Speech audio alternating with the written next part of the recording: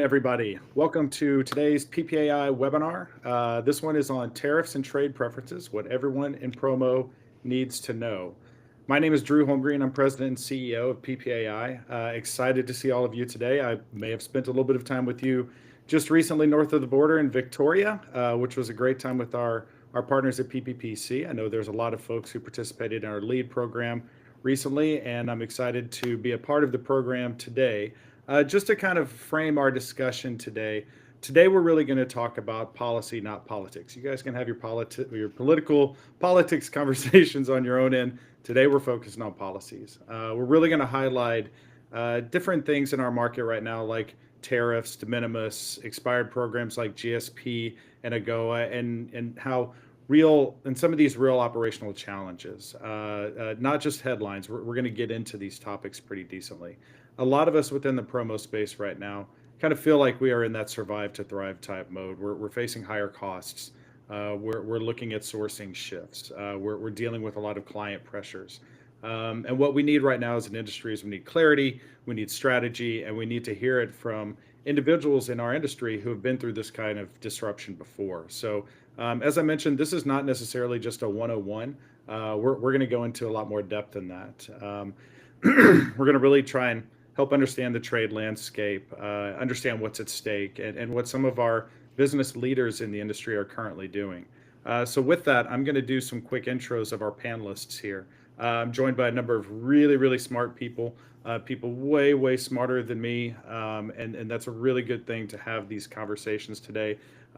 First, we've got Chris Lamond. He is the founding partner at Thorn Run Partners. If you're not familiar with TRP, TRP is our partner in advocacy at PPAI. Our recent lead efforts in Washington, D.C., they were the drivers of that. They were the ones on the Hill getting appointments and helping steer the conversations.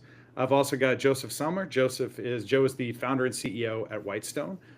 Jonathan Isaacson is going to be joining us here shortly. He is the executive chair at Gemline. Kara Keister is the owner of Social Good Promotions. She is also our regional counsel representative on the PPAI board. And we've got Melissa Nelson, who is general counsel at Sanmar.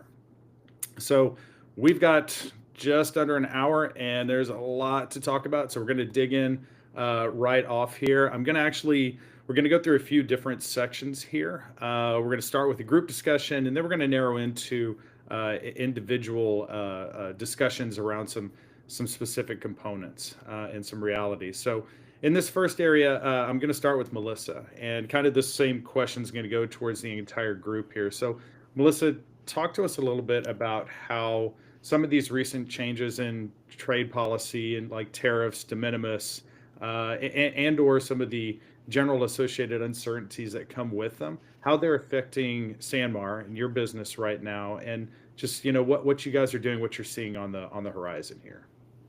Thanks so much, and thanks for getting this group together. Communication is a big piece of this, and it's great that PPI is doing this program, because with so much changing so rapidly, communicating is vital. It's vital to communicate with our customers, and it's vital to communicate even within the company.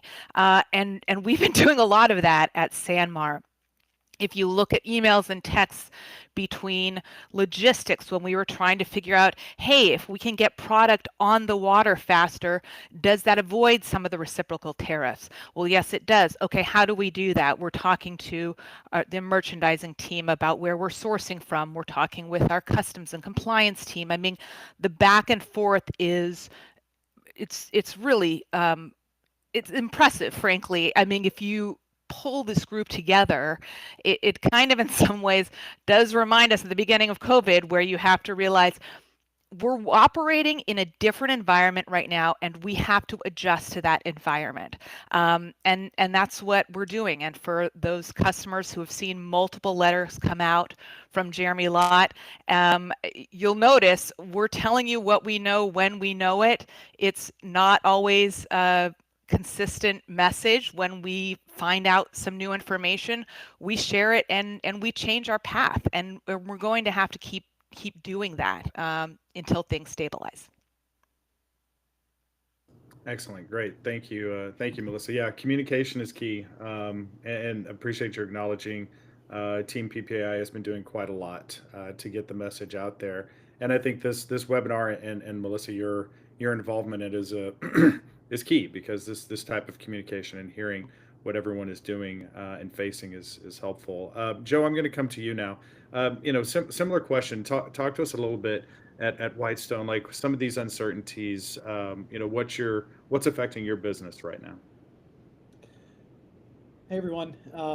Thank you all for being here and taking time out of your day, and PPI for setting this up. Um, this is affecting everyone's business, and I think that the way we're addressing it is very similar to what Melissa said. It's a lot of communication, both internally and externally. Um, I think the best thing we can all do for our customers is to be proactive, but also to be honest and transparent. There's so much uncertainty, and I think customers are rooted in the real world. I don't think that they're oblivious to what's going on, and so I think the only thing that we can do is be proactive with communication, have a lot of empathy. We're all in this together, unfortunately, and I think that communication will show that you're confident as best as you can be. And some things that we've been doing internally on kind of the theme of being proactive is having templates ready for sales to communicate if orders are going to be affected by tariffs, having templates ready if an order might be subject to tariffs. We're asking customers to work with us as partners. We're also trying our best to negotiate both with our suppliers and with our customers. Um, and we're also encouraging customers to be flexible because I think the absolute beautiful thing about this industry is that there are so many options. So if a customer is wed to a certain product, it's unlike any other industry, I think, where we have so many of the similar items that we can share with our customers. And so, really, just asking customers to be open and flexible and to collaborate strategically because at the end of the day, we are our customers' partners. And the more we can be a partner for them through all this uncertainty, I think it's really going to show our value and why promotional products and the distributors they're working with should be trusted for their marketing spend. Good. Yep, that's exactly right. I think that communicating that trust is critical right now. Just in general, there's a lot of uncertainty out there, and trust is what certainly breaks through uncertainty. So that's helpful. Kara, I'm going to come to you now.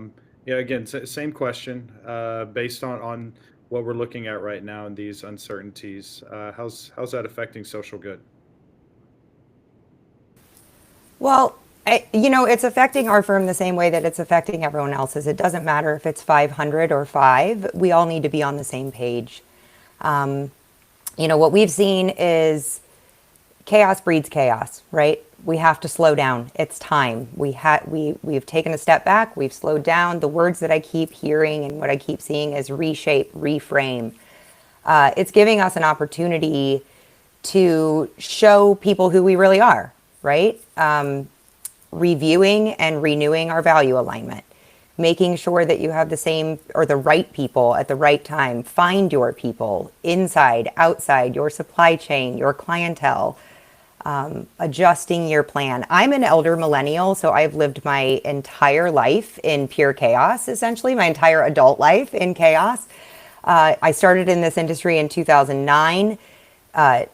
Dealing through a recession and the steel tariffs. I started my business in 2019 and had barely even made a sale before COVID hit.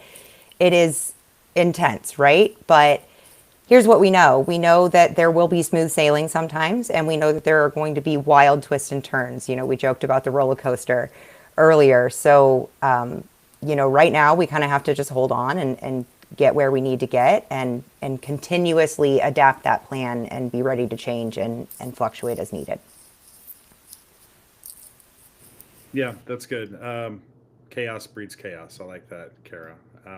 And you're right. Slowing down and being more intentional, taking a breath for a second, not jumping right off the deep end.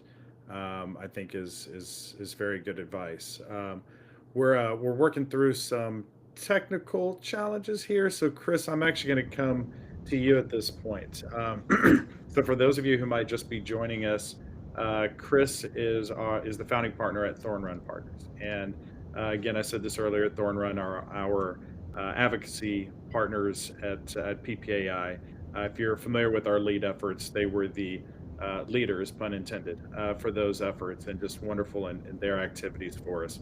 So, Chris, at TRP, you have a number of clients out there. We've tried to just make PPI an exclusive partner for, or an exclusive client for Thorn Run, but we understand you need to have other clients out there. But I'm curious to see if there is a common thread with what we've been talking about with this panel, what we've been talking with you about, what our industry is facing, and what some of your other clients are facing. I know we've had some conversations about eBay as one of your clients. Clearly, de minimis is a big makes a big impact on them. So curious about that common thread that exists. Yeah, and we are not immune, and actually probably the origin of the chaos that everybody has referenced here in Washington. So it's been a extremely busy year, but a really great time for PPAI to have a robust lead event here in Washington, visiting with leaders in the Senate and the Congress to talk about the key issues that we will talk about today. Trade is obviously dominating that conversation. A lot of our clients are caring about trade, whether it's automobile manufacturers or shippers like eBay. Everyone is trying to, first and foremost, figure out the rules for the road. This administration, as you will recall, the first time around, flies by the seat of their pants and kind of regulation by tweet, and that's okay. But it makes it really difficult to kind of understand with certainty what is going to happen over the next 2 weeks to a month in terms of regulatory guidance on tariffs or what's going to happen with de minimis. We've already in the first 100 days seen a lot of, frothiness in terms of what will happen, what won't happen, and then we have Liberation Day. So clients like members of the PPAI, clients like eBay or automobile manufacturers or suppliers are just anxiously waiting for some certainty. We are doing our best to lobby the administration and Capitol Hill. I think we're getting really sympathetic ears on Capitol Hill as to the impact that this uncertainty is causing our members and their constituents, and getting a really, like I said, sympathetic response from them. Although this administration, as you all have been able to really figure out, has been extremely strident in their viewpoint that they want to reset the global trade market. And so whether we're advocating in eBay's example for maintaining that de minimis threshold at $800, it's a 100-year-old agreement that is held tight to allow for free trade under $800. Since that removal, we've seen a large drop off in shipments. I think just more broadly, you've seen a lot of importers to the United States just stop sending packages to the United States. Some of the, maybe the competitors out there like Shein and Temu and others are making those declarative statements, stopping payments, stopping shipments. So it's been a wild 100 days. I think since Liberation Day on April 2nd and today's announcement with the UK, which is really positive, on the heels of an agreement, hopefully with China, that's going to start, at least in framework of an outline of an agreement this weekend, with Secretary Bissett traveling to Switzerland to meet with Chinese counterparts there. So a lot of chaos, as everyone has been alluding to, but we're doing the best we can to advocate the impact that this has on PPAI members. And that's the best use of our time right now, is making sure the economic impact is understood crystal clear, so that when there is an opportunity to have resolution, they'll understand the impact it'll have. Chris, as we we kind of go into our next discussion, which this is going to be focused around trade policy and supply chain risks. So I'm really going to spend some time with you and Melissa both. This is really fresh new news about UK, and while there might not be a huge immediate impact to our industry, and just like a few quick words, can you just, because this is, I'm not gonna call it breaking news, but it's very recent. Could you give a couple of insights into what's transpired? Yeah, and the UK agreement is so pivotal because the hope is that this is the blueprint for other agreements that get settled. There are rumors that India has an agreement in place. They've got to go through their parliament to ratify those tacit agreements that have been made before making it formal with the United States. But the hope is that, and why there's so much optimism, especially in the markets, I guess, in terms of what the deal might mean, is that it's a framework for what other countries could do. So, well, let me back up a little bit, if that's okay. Liberation Day, we saw a two-tiered tariff system go into place. We saw 10% baseline tariffs on all countries, including Canada and Mexico. 10% on all countries because they wanted to cut down on place of origin washing. So China has been criticized in the past for kind of passing shipments through other Southeast Asian countries that didn't have tariffs in place to be able to avoid those tariffs. So 10% on everybody to avoid that.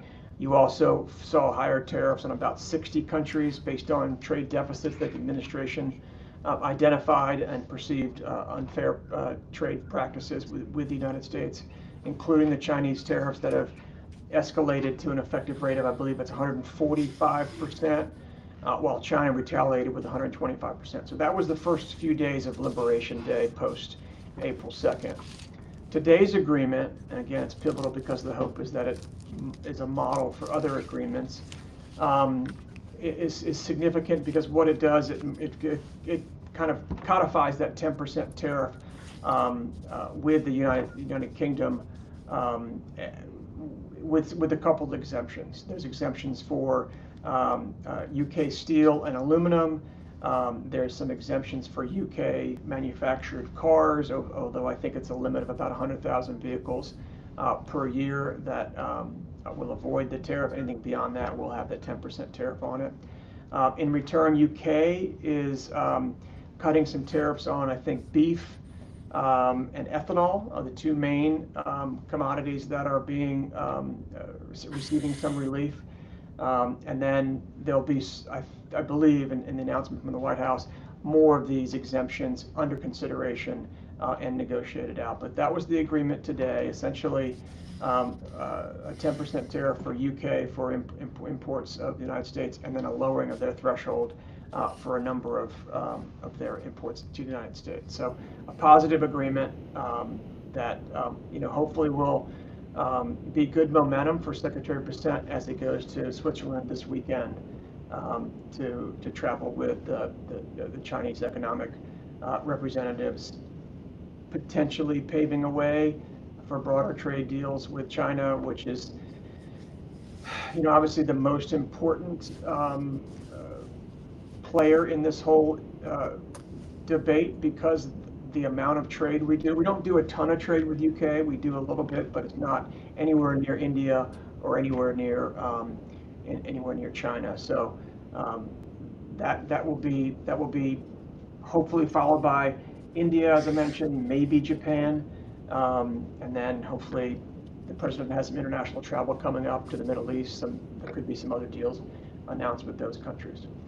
So, Chris, that's a good lead into a question for you, Melissa, related to sourcing. With that roller coaster that Kara mentioned, and a little bit of that blueprint maybe that's starting to get set. And Jonathan and I just spoke yesterday that the reality of 90 agreements in 90 days is probably not a true reality. So we as an industry need to look at sourcing. So how has Sanmar adapted its sourcing strategies in response to this uncertainty, that roller coaster, and where we could or could not be heading? Yeah, a roller coaster is a great way to explain it. I want to take a step back though and kind of talk about the way that the US government has incentivized SanMar sourcing over the past 20 plus years. So, you know, if you look back in early 2000s, SanMar was sourcing maybe 50% from China. The US government gave us incentive to move out of China, and we did that. So I'll give you some examples. AGOA, the African Growth and Opportunity Act. So, that came into play. It offered us an alternative location to source synthetic fiber products. So your competitor, your ST350, or, basic t-shirts and some more eventually some more complicated product, but that was coming from Tanzania, coming from Madagascar. We moved production that had been in China into these countries because the US gave us an incentive to source that duty free. Same thing with GSP products, globalized system of preferences. Once travel goods was added to that, it gave an incentives to have backpacks, duffels, luggage coming out of the Philippines, Indonesia. And so we are sourcing from 24 different countries right now. And if you look at our footprint, it has been based on a kind of de-risking from having so much of our production in China. And so we look at this kind of in the same vein. This is the US government telling us where they do and do not want us to source and creating incentives. The incentive for cotton products is in CAFTA region, is in Central America, where you are using US cotton and US yarn that's coming into a place like Honduras. We use Haiti Hope to source out of Haiti. There are other trade agreements in different countries, and we're well versed in understanding how to use them and and looking for those opportunities. So in some sense, this is more of the same. And I would say, okay, our number in 2010, 46% of our products were coming out of China. A year ago, that was 6%. Now we're basically out of China. So these are the ways that we're kind of working on being able to provide the best products for our customers at the best margins. So one of the things, and this might be good, Melissa, for you to give a little bit of an explanation about is AGOA, because that might not be a term that some folks are familiar with. So maybe just a quick explanation of that, and then what's at stake right now? If AGOA or GSP aren't renewed soon, then what does that mean to us as an industry, to you as a a major supplier to the industry? Yeah, it's brutal. GSP expired. That's the one that incentivized for the products that SanMar produces. It's the travel goods, duffels and backpacks, luggage. That expired in 2020, and for the first few years, we were hearing, yes, everyone agrees, everyone wants to renew it. It's going to be renewed. It's going to be renewed. It's been 5 years. I'm not holding my breath right now, but it's millions of dollars, millions and millions of dollars. AGOA for SanMar is a bigger issue. It expires in September, at the end of September of this year. We have spent quite a lot of energy going to DC, explaining what it means for SanMar, for our customers, for light manufacturing in the US, for jobs in the US that rely on SanMar being able to source these products from these countries in Africa duty free. They are not price competitive with a duty rate of 32%, which is what the duty rate on these products is. And so it's vital that it gets renewed, but we're months away and we're having to plan for a world where it's not looking good. So I would say thank goodness that we do have partners that we work with in 24 countries, and that we have that we have diversified, and we will rely on that. Good. Okay, so shifting gears a little bit, Joe and Kara, I want to speak to you all from a distributor perspective, and I'll start with you, Joe. And I think it's good coming on the heels of what Melissa is saying, because this is going to impact pricing. If AGOA and GSP aren't renewed, this is going to, and tariffs aren't resolved in the best fashion for us. It's going to impact and is already impacting availability. So how is your team handling that communication when you're talking to clients? How are you going about holding these conversations with them to let them know and be proactive about availability, pricing, and you know what the situation is heading into?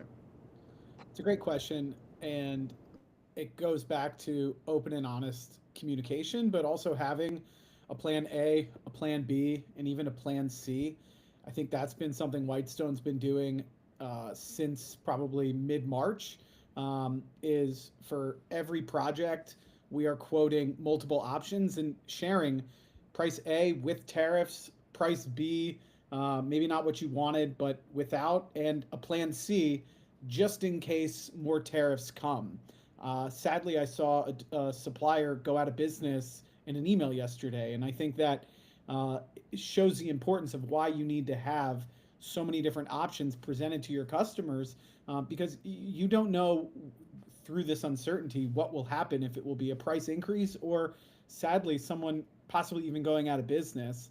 But I do think it's important, and in one of the prep questions I saw leading up to this, a question from a distributor is, are we eating the costs? And I think that it's vital that we don't eat the costs, that we be open and honest with customers, because I don't think that they should be expecting our businesses to suffer because of that.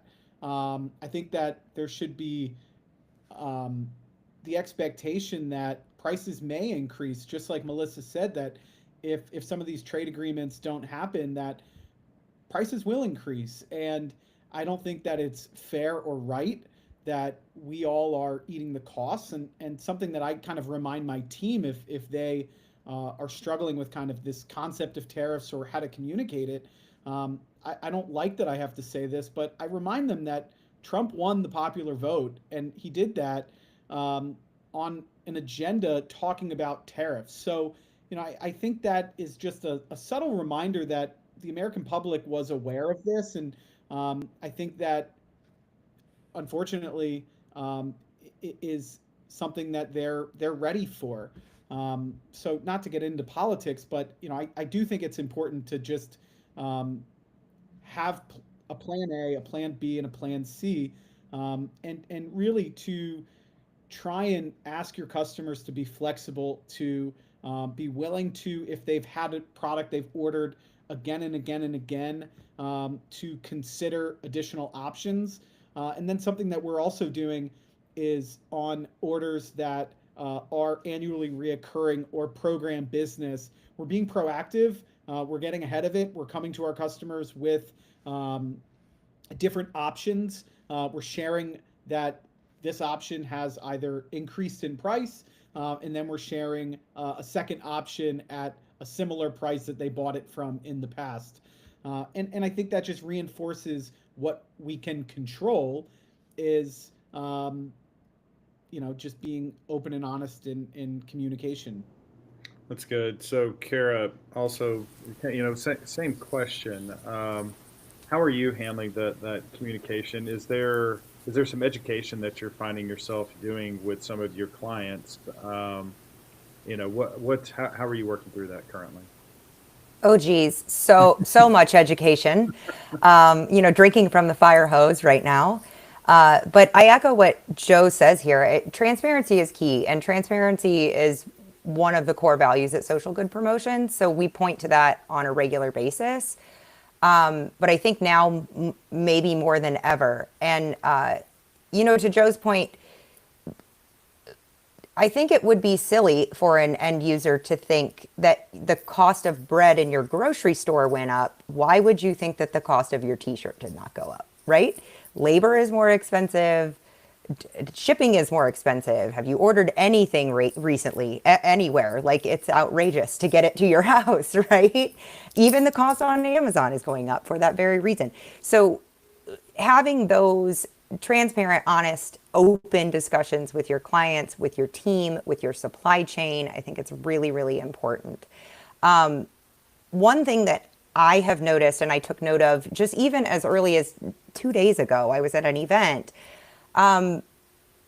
Educate yourself. This is not the time to bury our heads in the sand, right? This is not the time to feel like I'm in the thick of it and I just have to place the order and I just have to do the thing, right? We need to read, we need to be on webinars, we need to understand, we need to talk to our supply chain.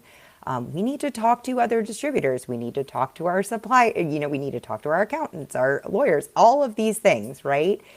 Find your people, have the conversations, communicate regularly. Suppliers, I cannot stress this enough. Please make sure that your front lines are equipped with the information, meaning your regional reps, meaning your multi-line reps. For those of us who are solopreneurs and those are our lifelines into your business, it's tough if we can't get answers quickly. Or at the very least, provide them a lifeline. Same thing, distributors, educate yourself. Please make sure that you understand things like, we've used so many acronyms. We're, PPAI, we're the king and queens of acronyms over here, but maybe it's not important for you to understand GSP and AGOA, but it is important that you understand things like de minimis. It is important that we understand things like the tariffs coming out of China. It's really important that we understand these things. The country of origin, like that's a no-brainer right now. Where do you find it? Who do you call? Right? So make sure that we're doing these. And actionable items. Create a list of actionable items. Joseph has been so forthcoming with what he is doing at Whitestone and what they are doing at Whitestone. I made a quick little list, and this is on everyone's desk at our office. And full transparency, again, we are a firm of 5. I have 2 full-time and 2 part-time employees, but re-quoting everything. Nothing goes out our door without being re-quoted. That an exact repeat is not a thing right now. Checking the country of origin, using the tools that we have at our disposal to do so. Pick up the phone and call. Assuming nothing. Protecting the brand, protecting our brand, protecting our client's brand, protecting the brand of the product we're putting in their hands. Embracing yourself. I think we're going to hear from Jonathan. He said something on our prep call about this is a marathon, not a sprint. And I took that to heart. And, hold on tight because we're going to keep moving real fast. It's a fast roller coaster, Kara. It's a very fast roller coaster with lots of dips, lots of peaks. We were talking in our pre-call about we might need to get some branded merch barf bags for this particular roller coaster ride to really keep us in check. Kara, I want to keep with you with one more question. I want you to take your distributor hat off for a second and put on your regional hat, because I think this is also important. I was going to reference this a little bit, at the close, but at PPAI, we're really focused on the federal level, having those conversations and using Chris's team, using our staff, Alok, Rachel, and our editorial staff to really have those conversations on the Hill. Talk to me a little bit about the conversations locally and how regionals can help support that. Yeah, for sure. I had the pleasure of going to LEAD this year. It was a very successful, very productive experience. I do think that there is a little bit of a misnomer that you need to be a large firm to have a voice, or you need to go to DC. No, we absolutely do not. In fact, Thorn Run and PPAI have been so incredibly helpful in the follow-up after that event. We've been able to get some of our regionals involved prior to and after, specifically related to the SWAG Act. Thank you. Shout out Iowa. Thank you. Shout out UMAP, OPA for everything that you have done to make sure that we followed up with the right people at the right time, to make sure that that does not make it out of committee. But most importantly, I think it's really important at this given moment that we all just start to talk and tell our own stories. This is going to be a grassroots movement, and if we don't know what's going on as your membership organization, we can't help you. So again, find your people, have conversations with other distributors. Please talk to your supply chain. Suppliers, please talk to your distributors. Talk to your end users. Reach out to your community and make sure that you are expressing, very similar to what we're doing here, how is this affecting your firm? And then making sure that that's going further than just that conversation. So taking that back to the people who can do something about it, right? Yeah, this is, you said it exactly right. This is not the time to put your head in the sand. This is not an ostrich moment. This is a moment where we need to be out there and voices matter. I don't want anybody on this in our community to think that their voice doesn't matter at this point, because it does. The impact on jobs, the impact on our economy. The current administration really leaned into small, the middle and small America, and that's what's being squeezed right now. And so these voices of our 98% of our community is small businesses. That 98% needs to mobilize and get that voice heard. Every voice matters now, maybe more than ever. Yeah. Good. Thank you, Kara. Thank you, Joe. Jonathan, nice to have you in the conversation today, sir. Happy to be here. Yes, sir. You and I talk pretty frequently about all topics around this and beyond. I know you don't necessarily have a crystal ball. You do bring a very good if you do have a crystal ball, now is the time, by the way. But you do bring a very good perspective. You and I've talked quite a bit about what happens if magically this ends tomorrow. What happens? What's the impact on our supply chain, on shipping lanes, on untying that knot of logistics? So can you give some thoughts there? Yeah. Of course, it's super complicated, but there's one thing everybody should know, which is the toothpaste is out of the tube, and the future will be different. There's no putting the toothpaste back in. Whatever metaphor you want to use, the snow globe has been shaken up, and it's going to be a very different future no matter what happens. So it's unlikely there's going to be an agreement tomorrow, and every day that goes by, things get more complicated. We have some medium-sized businesses. I know that sounds funny if you look at somebody like Sanmar or S&S. In the bigger world, they're a medium-sized business. This is an industry of smaller businesses.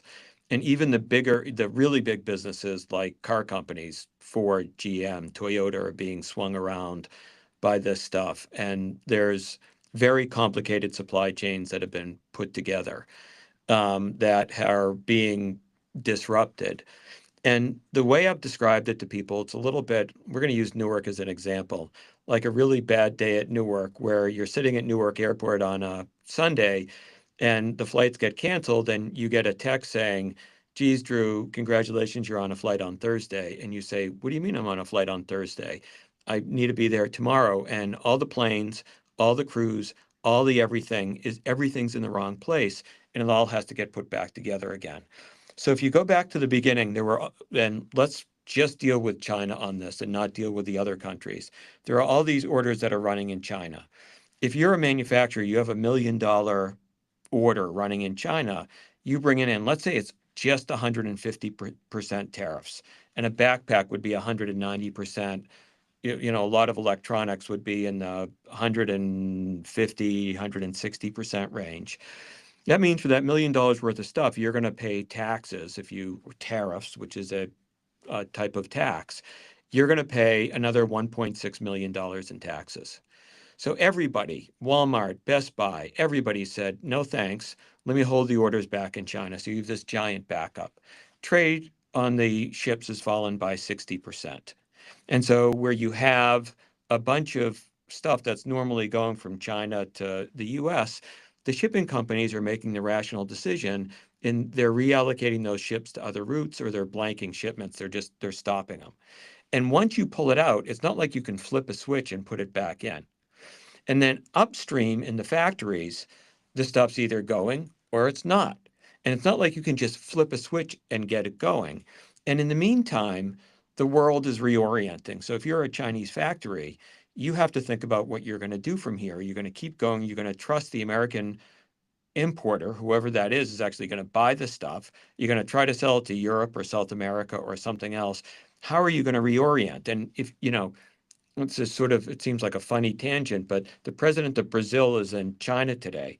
And so there's a world beyond these bilateral relationships between the US and China that is also happening there that has an impact on what happens with us.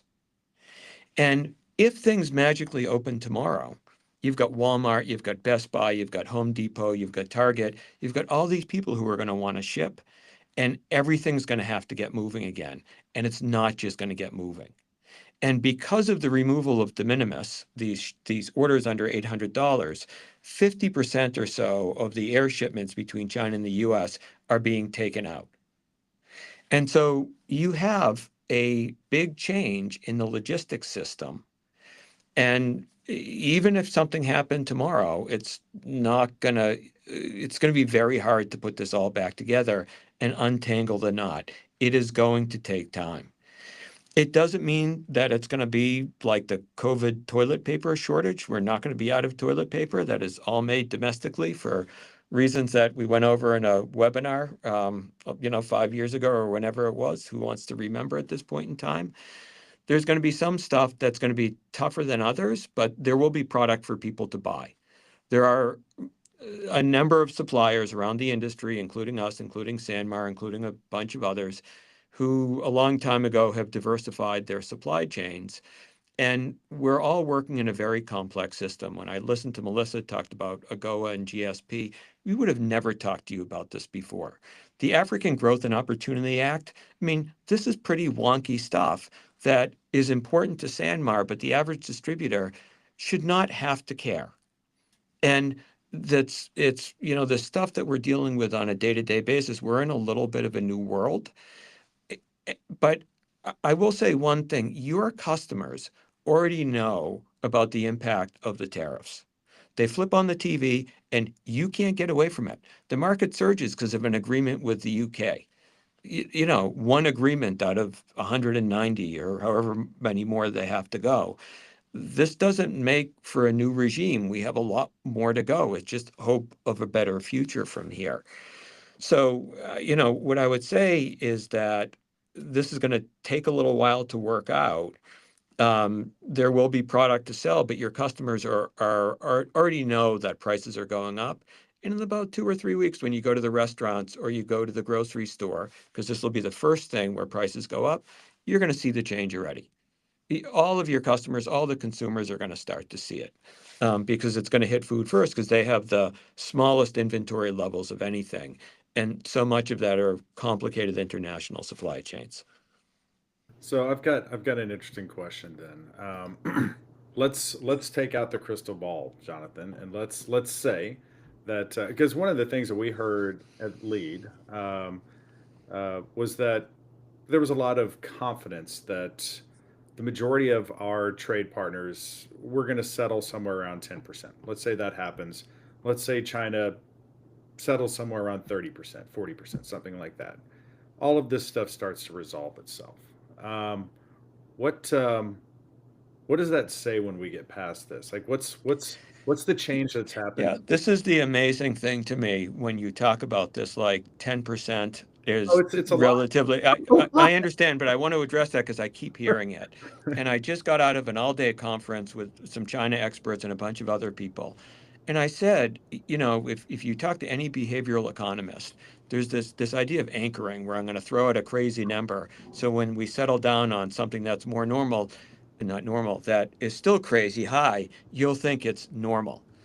And this 145% is, at some level, spectacular anchoring, if you want to call it that, because 40% would have caused everybody's head to explode about a month ago, and even 10%. In our lifetime, since I think the 1910s, there's been nothing even close to this. It's more than Smoot-Hawley is what we're talking about here, which are the tariffs that happened as a predecessor to the Great Depression.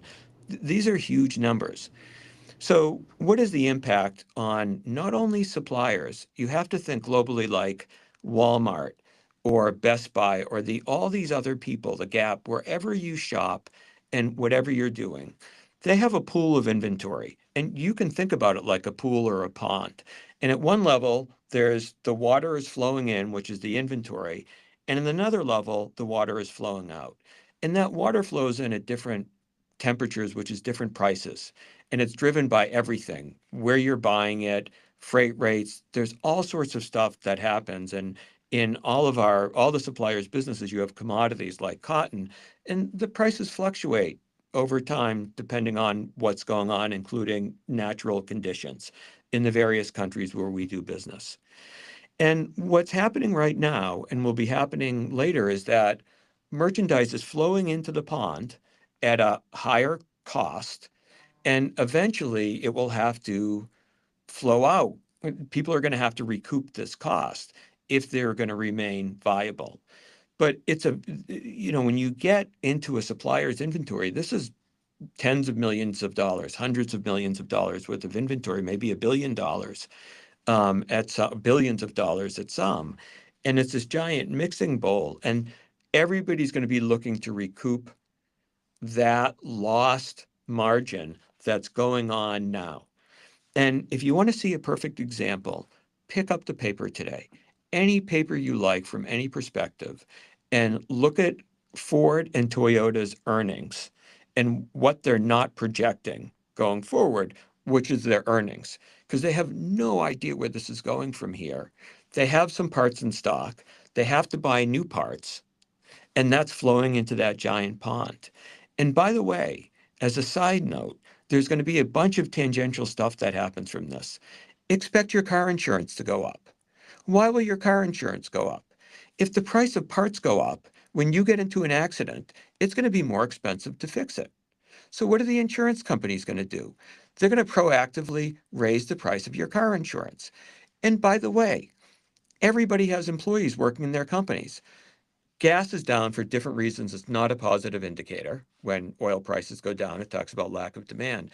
But as all the prices go up for food and all these commodities, the people who work for us are going to want to buy them. And the increases may have to change. You may not be able to give the same increase you were planning earlier in the year because they have to be able to afford to buy stuff. And that's going to all flow into that pond. We don't know what that looks like, which is really difficult right now. But what we have to do is a little bit what we did during COVID, be willing to move quickly and make changes based on the situation. Yeah, that flexibility and being nimble. I mean, that's going to be huge, and I think that's just it's a good general lesson to have now, and we all need to heed it. So that's great, Jonathan. And again, I want to thank all of our panelists here. We've got just a little bit over 10 minutes, and we've gotten a flurry of really good questions. If you've got something that you want to get answered, please drop it in the chat. We may not get through all of them, but I've sifted through a few here. Chris, I'm actually gonna start with you. There's a question in here about, is there a chance that the de minimis shipping advantage will return, or is it gone forever? There are a number of organizations advocating for it to return. So it gives me hope that it may return. A lot of things have to happen first. An agreement with China has to happen first, but the best, I guess, news I can give you on that is that there are a lot of interested corporations asking for it to return. So anytime that happens, there's a chance. The other good news, this president does seem to pivot quickly and reverse course. So there is hope. I will be actively advocating for it for a number of clients, or there'll be a lot of folks in town advocating for it to return. So I think there's hope. Well, can I just say something on that de minimis thing? Because I hope it doesn't come back. And I may be in the minority on this thing, but you know, for a lot of people, they buy goods, they bring it in, we pay our taxes, like everything else. And to me, I didn't like this de minimis thing at all, that you get to bring stuff in and you're selling this stuff. It was not meant. This is it's a loophole, but it was not meant to be used to run orders through.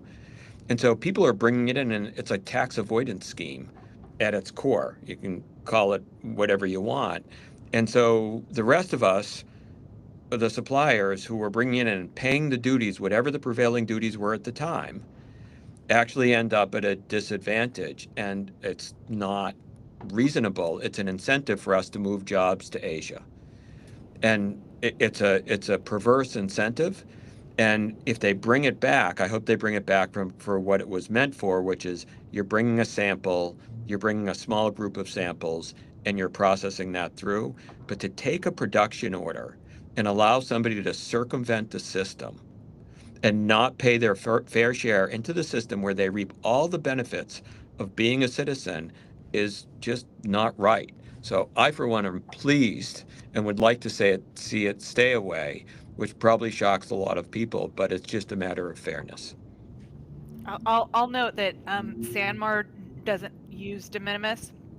I'll just say as a parent and of two daughters in college and of because I run Sanmar's compliance department, which is extensive and has social responsibility, just sustainability, product safety, whole departments on this, and to know the effort that Sanmar takes to make sure all of those things are correct.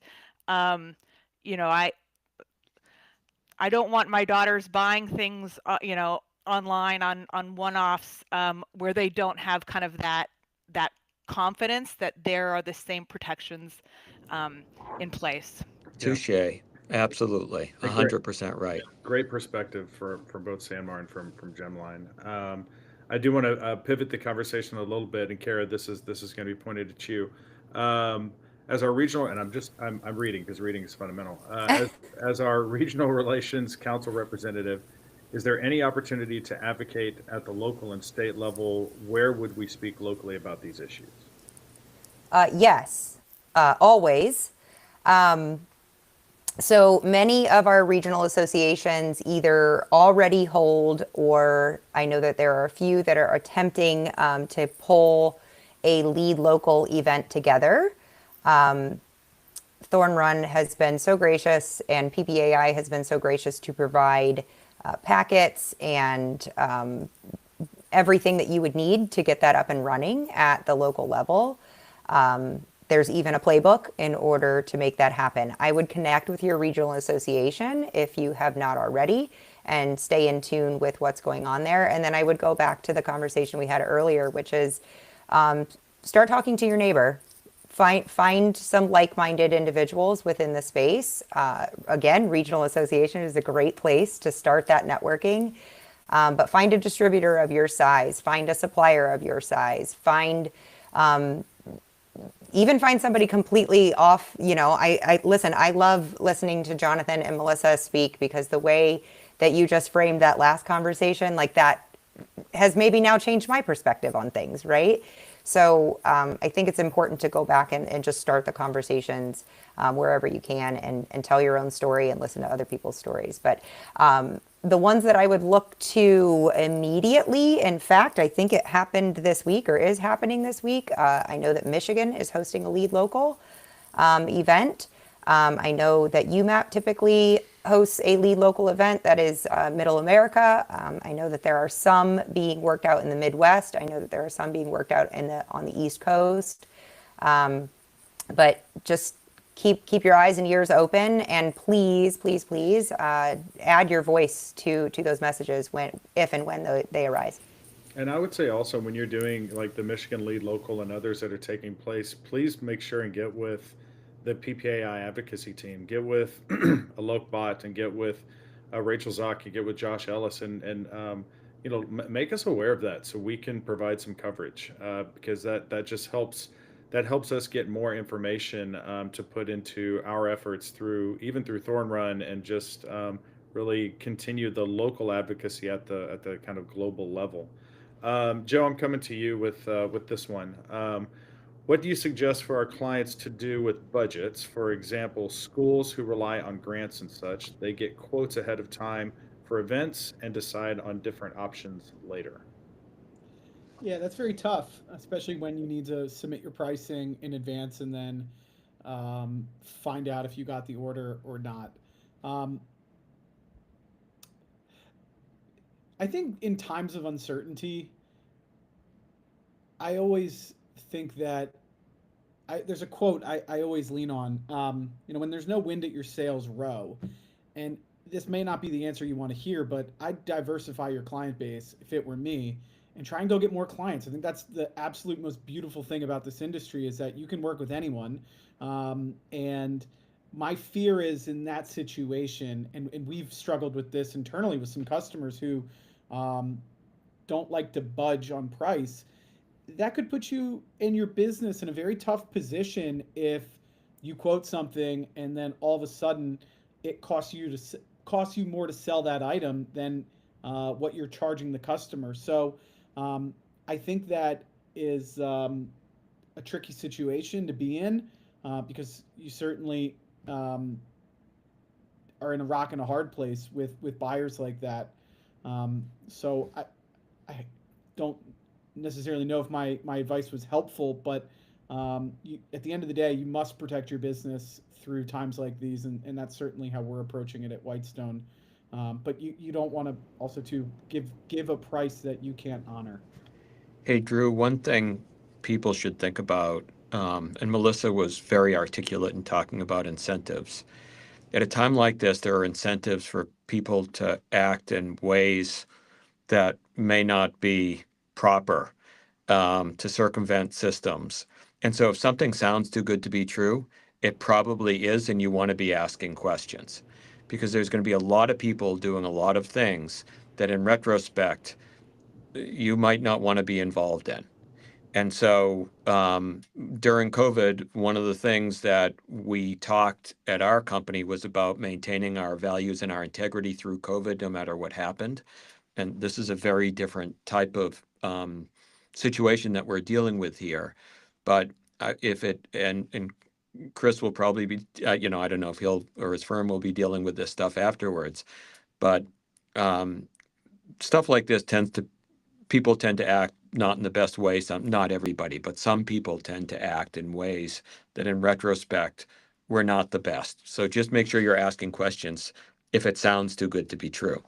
Yeah, that's. I've read a little bit about deliver duty paid, and that seems to be one to really pay attention to. If you've got somebody who's saying that, that's a red flag warning. Just you really get underneath that and I figure out what they're actually meaning there. And I tell people I don't look good in stripes and I don't look good in the orange. And I'm not getting a bunkie for a tote bag order. Orange is the new black, And and orange is so I think, and who know, I've talked to people who have gotten caught through sort of almost through happenstance because they weren't careful enough.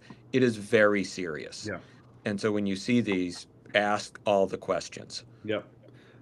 Very good. All right, I'm gonna close it out here. This has been fantastic. So first and foremost, I want to thank my panelists, Chris, Kara, Jonathan, Joseph, and Melissa. You guys have been absolutely great. Your brains have made a lot of other brains smarter today, which is good. We need a lot of this intellect, this knowledge, and this insight to be shared. And I know you each do a great job of sharing this in your professional lives already with your teams, and then out within the social stratosphere as well. So please keep doing the good. Um, I want to recognize as well. We've used the phrase roller coaster ride. It absolutely is. What I want you as members of this industry, have confidence that there are a lot of people out there communicating the good and doing what's best for our industry. At PPAI, I will tell you that we're we're committed to making sure that we can inform you as much as we can. We've got a wonderful team who are absolutely committed and devoted to getting the word out, to keeping you informed, to keeping you aware and abreast of things as they change, as they come up, as the roller coaster goes through its dips, its speed ups, and its slowdowns. We're here to help. My request to you is to stay informed, stay educated on this, remain vigilant, lean into the resiliency that this industry is so well known for. Have confidence and faith, but don't use hope as a strategy. Prepare yourself through education and use your voice. Kara said a lot of really good things about this. Use your voice. We need these stories. I will tell you, when we were in DC for LEAD, it was those stories of impact that were really resonating with our Congress members.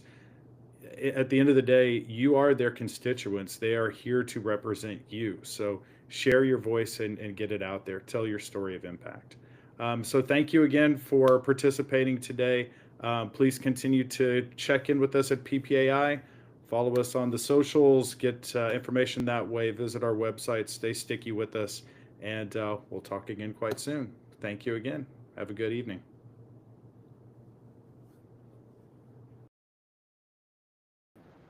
We are clear.